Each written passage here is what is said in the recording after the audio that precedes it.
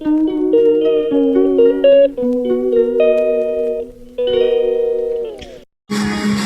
Guys, তোমরা সবাই কেমন আছো? আশা করি তোমরা সবাই ভালো আছো।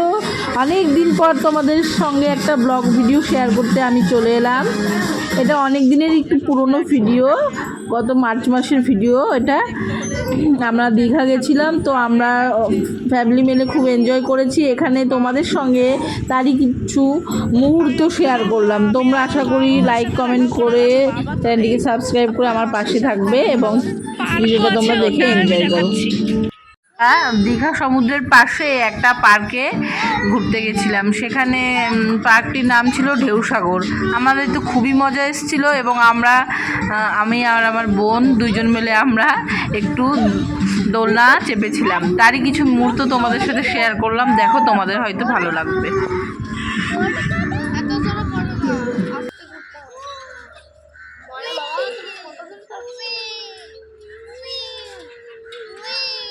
আবার ওটা ইয়ে করে দাও, ওকে করে দাও। দারুণ লাগছে মাম্পের। পা শার্ট করতে হবে, মুন্নি পা শার্ট করতে হবে। এবার সুন্দর লাগছে মুন্নি।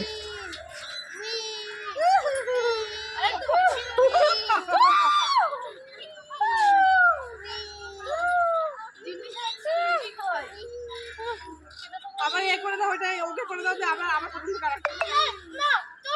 এবার কি হলো দেখ। উই করা, উই উই বাবু কর, বাবু খেলবে খেলবে। তুই বসবে বলে কর কর বাবু, মাম্পি একটু দোলা দিবে। উই দেখো তোমরা, এখানে আমরা যে পার্কে ঘুরছিলাম ঢেউসাগর পার্কে, তার দৃশ্যটা ছিল অপরূপ সুন্দর। তার মধ্যে আমি দেখতে পেলাম যে একটা, ঠিক জানি না এটাকে বলছে অনেকে যে ময়ূরপঙ্খী জাহাজ বলে এটাকে অনেকে বলছে। এটাতে দেখলাম। এরপরে আমরা চলে এলাম এই ঢেউসাগর পার্কেরই অন্তর্গত একটা গেম জোনে, যেখানে আমার ছেলে আশবিন এবং অদ্রিজ এরা দুজনেই